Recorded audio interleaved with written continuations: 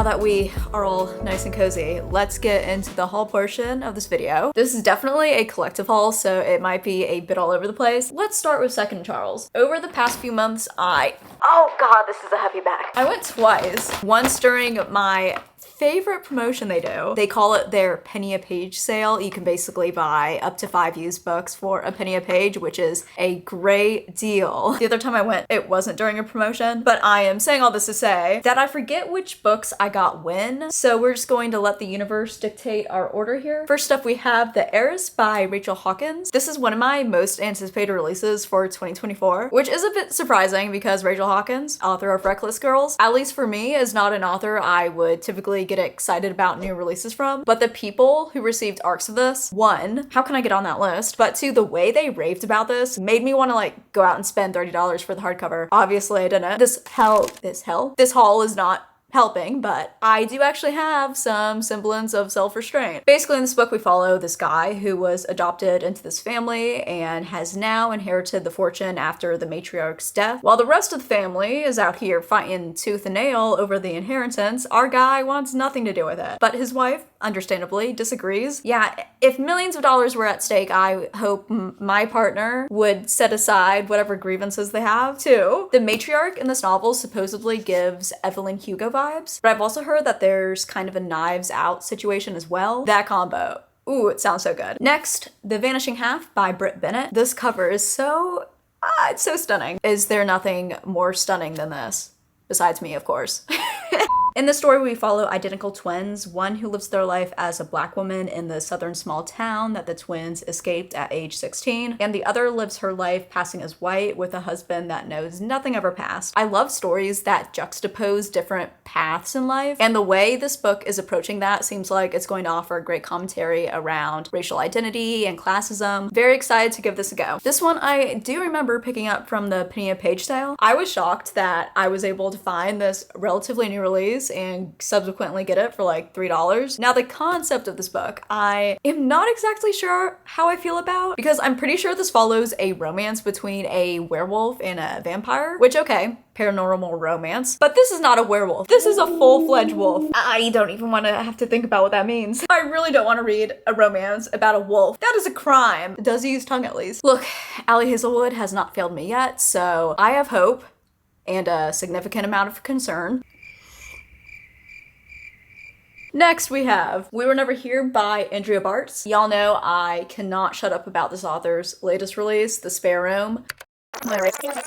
Guys, this book is so good. I feel like I have a moral duty to get you all to read this book. This is one of my new favorite thrillers I have ever read. And so after that book, it became even more evident that I needed to pick this one up as well. Because if Andrea Bartz knows how to do something, it's right, unhinged, entertaining reads. This book begs the question, what would you do if your best friend kept killing people on your annual girls trip? Does this seem like my type of thriller or what? So this year I have been trying not to buy so many romances because I felt like I had been buying more than I was actually reading. So if it's not something that is part of a series I'm reading or a novel that I am on my hands and knees begging to get my hands on, I have been trying to resist and be a bit more selective. But the Brown Sisters trilogy I have been reading out of order. In this book, the first book, we follow our MC Chloe after a near-death experience leads her to pursue a list of tasks that will supposedly help turn her monotonous life into something a bit more exciting. But that might just require her to get the help from a certain good-looking handyman. This guy. If that wasn't clear. Get a life, Chloe Brown! The names of these books are always so violent. No, but I get it. It's commenting on the societal norms these sisters feel pressure to conform to. Me being like, yeah, I'm trying to be a bit more picky with my romances. Maybe not. Because I picked up People We Meet on Vacation by Emily Henry, which I do want to read. Can't say I'm in a hurry to read it, but I want to read Emily Henry's backlist, so I will get to this eventually. Next up, The Arrangement by Robin Harding. Do you guys also have an author who, after reading one book from, you decide to read every other piece of their work, but then with each new book, it feels like a little bit of hope is slipping away that you will ever come across anything near as magnificent as that initial book? Yeah, Robin Harding is that author for me. The Swap was that book for me. I've not read anything near as impeccable as that book yet, but I'm trying. I really am. The Arrangement is about this girl, Nat, who who who gets a sugar daddy, but then actually falls in love with him. However, like these things go, the guy actually has another family and ends up cutting Nat out of his life. Nat, on the other hand, is like, hold up, I don't think so. Joke's on you because I'm spying on your daughter. Or is it the wife? I'm spying on your wife. I'm befriending your daughter. You can't get rid of me that easily. You know those AITH posts where the conclusion is that everyone sucks? That's what this book's giving. This book I was a bit apprehensive to pick up, Wonderland by Jennifer Hillier, but right when I think I've written her off as an author, I find this and she pulls me right back in. I've been wanting a good mayhem at the amusement park, creepy clown type thriller. Don't want it on the cover. That is specifically why I bought this edition. I can't with the other edition. It's no. Just no. Oh, I almost forgot about this one. The Girl with All the Gifts by M.R. Carey. I learned about this book from Plant-Based Bride. I think this was her favorite book of last year, if I'm remembering that correctly. I'm actually kind of confused about what this book is about. The synopsis is not helping. Is there an actual synopsis on this? Here, let me read you what's on the back of the book. Every morning, Milani waits in her cell to be collected for class. When they come for her, Sergeant Parks keeps his gun pointing at her while two of his people strap her into the wheelchair. She thinks they don't like her. She jokes that she won't bite, but they don't laugh. I think she may be a zombie. I'm not exactly sure. I don't know, it sounds good, right? Lastly, from Second and Charles, I picked up The Coworker and The Teacher by Frida McFadden. I'm planning on filming a Frida McFadden taste test reading vlog, so we will discuss these then. I'm sure I've mentioned this before, but my mom and I periodically will swap books, especially when one of us reads something that we think the other will enjoy. So these next three are from her. The first, You Again by Kate Goldbeck. God only knows why she picked this up, because my mom does not read romance, which is probably why she didn't really like this all that much. From other sources, I've heard good things. This sounds like an enemies to friends to lovers romance. Our MCs start off as enemies who have nothing in common besides sleeping with the same woman. Don't really know if they're aware of that. Maybe that's how they became enemies, I don't know. Years later, this hatred turns into a friendship and then obviously eventually something more. This is one of those covers that makes you fall in love with fall. It's so pretty. Was I just doing jazz hands there? What? It's so pretty. It's so pretty. It's so pretty. So. She also gave me My Darling Daughter by J.P. Delaney, which I initially gave her for Christmas. Hold up, it's not actually as bad as it sounds. You see, J.P. Delaney is my mom and I's author. We have a little unofficial J.P. Delaney book club that I force her to participate in, which basically entails me giving her the latest J.P. Delaney for Christmas and then her giving it back after she reads it. This was last Christmas's. I actually meant to write in it when I gifted it to her from Your Darling Daughter, but I forgot. Whoops. In this book, we follow Susie. As she reconnects with her daughter she gave up for adoption 15 years ago, only to realize that something's off with her adoptive daughter's family. Or I don't know, perhaps the daughter's up to something. We'll see. Now this book, my mom has been borderline pleading for me to read. Not really, but she's been like, Sarah, you need to read this. You're going to love it. And I did see a review comparing this to A Devil Wears Prada meets Finley Donovan. Okay, I think she might be onto something. Someone Else's Shoes by Jojo Moyes. I believe this book follows two women after accidentally swapping gym bags, leading one of the ladies to wear the other's Louis Vuittons, installing her with a sense of confidence and the realization that something needs to change in her life. We love self-growth. The synopsis, it's not really giving much, but come on, it had me at Louis Vuittons. So those three books were from her. I picked up while I was at Target recently, Apprentice to the Villain by Hannah Nicole Mayer, which I am so excited to read. I loved Assistant to the Villain so much. This book, just as stunning. Is that like a Rapunzel reference? Dude, Tangled is my favorite Disney princess movie. Ooh, wait, Flynn Rider? Sarah, you can't be simping over a cartoon. The time has come. I am very excited. When I went to an Ellen Hilderbrand book signing this summer, I picked up her latest and last release because she is literally retiring. The audacity. Kidding.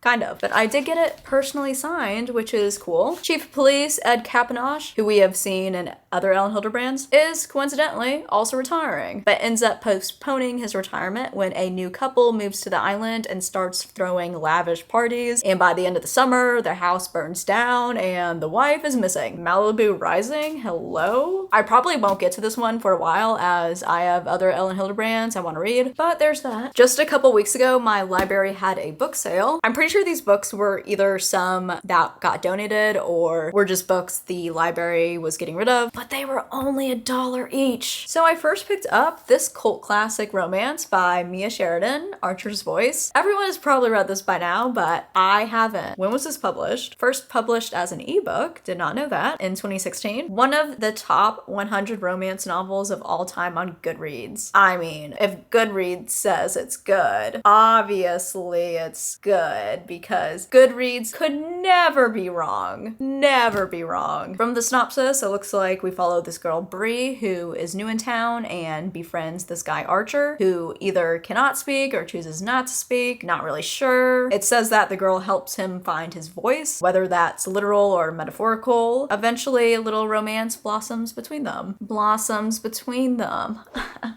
That pun was not even intended. I'm just that good. I also found Mexican Gothic by Sylvia Marina Garcia. Oh my gosh, that's so pretty. It's giving like 90s horror movie poster. This will be interesting because I don't think I've ever read a Gothic horror. It sounds like we've got a rescuer turned captive situation in this house that is both mesmerizing and seemingly impossible to leave. Very on brand for spooky season. I was so excited to find this next book, Local Woman Missing by Mary Kubica, because I've been wanting to read this for actual years, but I knew that since this was an older release that I could probably find it secondhand for cheaper. It took me years, but I did it. It's kind of funny because even people who generally don't really like Mary Kubica tend to like this book from her. So even me and my skepticism over this just being another Gone Girl type thriller is intrigued. I really hope this is not another Gone Girl. I have read one too many books like that, even before reading Gone Girl. Speaking of Gone Girl, I picked up another novel from Gillian Flynn. Gillian Flynn is an author I enjoy enough. I've not absolutely loved her books, but what I do have to applaud her for is the creep factor in her novels. And I'm all for giving authors second chances or even third chances in this instance. In this book, we follow Libby 25 years after her 15-year-old brother was convicted of murder and is contacted by this group convinced of her brother's innocence. You wait 25 years to contact the sister of this alleged murderer. I feel like I'm missing something. I do really like how all of Gillian Flynn's spines coordinate. Here, I guess I can show you. See, it's very pleasing to look at. I do really enjoy it when authors and their team pay attention to details like this. I also found Elisa Jewell I've not read yet, Watching You. This book took the nosy neighbor concept, ran with it full speed ahead, and turned it into a thriller. Because I believe this is about this suburban neighborhood where everyone is constantly looking into each other's windows, just doing a little neighborly snooping as you do, forming their own narratives on the happenings in the neighborhood. This is Elisa Jewell I've not really heard much about, so I'm not really familiar with the consensus around this. If you have read it, let me know your thoughts. And then lastly, from the book sale, I picked up 9 Perfect Strangers by Leanne Moriarty, which I believe is a contemporary fiction, but with a thriller undertone. According to the synopsis, we follow 9 strangers as they embark on a 10-day cleansing program at a health resort. That is definitely not what they had in mind when signing up for it. My gears are already grinding just from the health resort aspect. I don't want to be controversial, but I am sorry, but you are getting conned if you sign up for that. Apparently there's a show now, which, yeah, a Hulu series. Well, I was about to say that I will be watching it after, though I don't have Hulu, so I guess I won't be watching it. Another one of my favorite places to buy books is at the Green Valley Book Fair, which is not actually a book fair, it's a store. But when I was there last, I picked up 2 Lucy Foley's. The Guest List, which I have heard is a take on the And Then There Are None trope. I will read anything with that trope. And then The Hunting Party sounds like a fun murder mystery where a group of college friends get snowed in at a hunting lodge and murder and mayhem ensue. It's giving One by One, an unwanted guest. I'll be saving this for winter. I also got Blindness by Jose Saramago. Sorry if I'm not pronouncing that right. This is a translated piece of work originally written in Portuguese. The concept of this book literally gives me goosebumps just thinking about it. This novel is set in this dystopian world hit by an epidemic of white blindness. To stop the spread, the government has quarantined affected individuals in these institutions institutions, including the one person immune to the blindness. However, no one knows of her immunity besides her and her husband, as she acts just like the other patients. This novel reminds me of those thriller movies such as A Quiet Place, or even more so Bird Box, where the people can't use one of their senses. Granted, this is more so a commentary rather than a thriller, as this supposedly dives into issues that arise in organized structures and how people create communities in times of crisis. I think it's also just going to be interesting to read about a pandemic after. Guess what? So my camera decided to corrupt the last 20 minutes of filming. Yay! I get to refilm. I went to BAM Books A Million a few weeks ago when I was sad. I don't know why I was sad, but I really just went to look around. I wasn't really planning on buying anything because window shopping sometimes can be even better than actual shopping, as you don't have to spend any money. But then I found these two thrillers in their bargain section. Actually, the last 5 books I have to talk about are all thrillers. Who let me buy so many thrillers? I'm kind of tired of talking about thrillers, so we're just gonna speed run these last 5. The first from BAM, Stay Awake by Megan Golden, which is about Liv, who has this type of amnesia where each time she goes to sleep, she forgets the past 2 years of her life. However, this time when she wakes up, she has a bloody knife in her pocket and the words "Stay Awake" scribbled on her hand. I think I would actually lose the small amount of marbles I have left if that was me. In The Hunting Wives by May Cobb, we follow a group of moms who call themselves the Hunting Wives as they meet up for target practice and to drink. Great combination. And then I do have one package here from Book of the Month, which I already opened, though I probably should have opened it months ago just to ensure that everything was okay. We're gonna pretend that this is my first reaction. I am so excited. Oh, I need my scissors.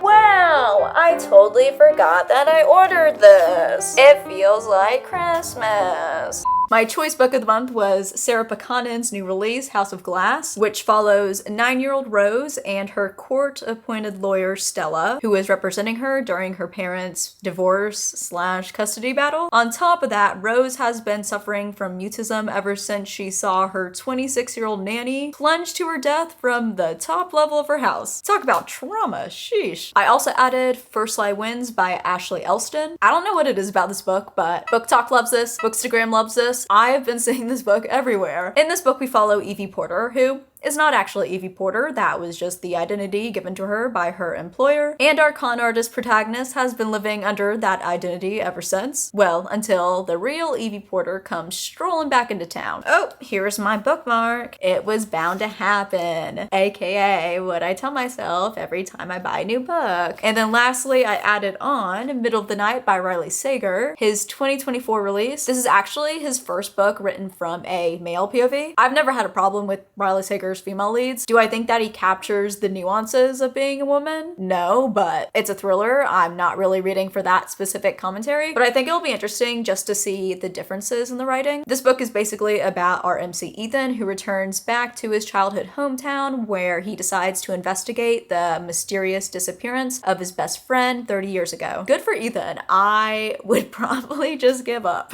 So that was the book haul.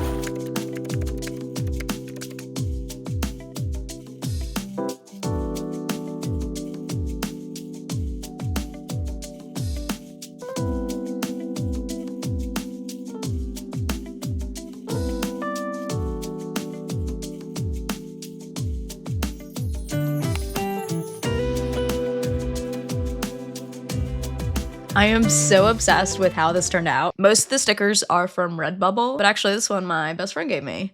Hi, Jax. Instead of actually sticking the stickers onto the Kindle, I ended up using a small piece of double-sided tape on the backing of the sticker just so I could easily take them off after fall. The plan is to change up the stickers with each season. I say that, but watch, spring roll around and my Kindle's still sporting these same stickers. I love fall colors and all the muted earthy tones. There's just something so comforting to them. If I was one season, it would be fall.